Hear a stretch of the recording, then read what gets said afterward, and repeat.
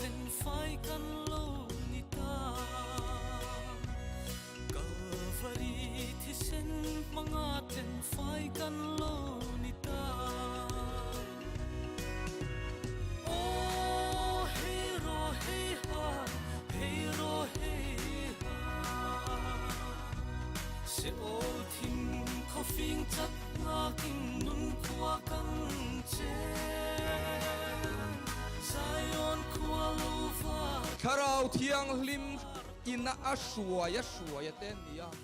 Kharau thiang lim chang thutare le ate pathian pa te tilova lim luai thina te pathian pa te tilova ni tina shuai thina te niมาเสียเจ็บปะกาตันหัวทุ่มแรงแรงเราว่าไปทุ่มงตันนินเกาหนัวจวนโอ้กะเราโหงังติเร่งสีคันเราโหเทเรานี่จู่ๆวันนี้ฮิานินกันระมาฮิานเฮรัมเลนระมาฮิานนัลปันอามีเตหิมินขัลโคมอดูโตไลเล่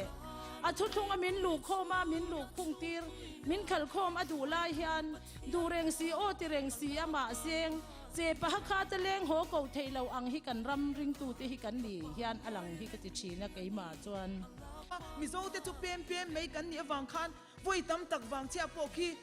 อันลวยอินอันลัวเราฟังว่า civilization in ทัวอมกัดไม่นี่จะมี in ทัวหน่วยหนุ่งโจกจู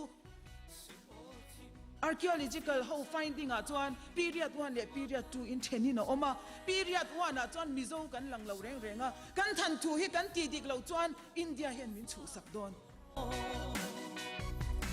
Zion khwa avar hunna sir sonin o nu sonin kan lam te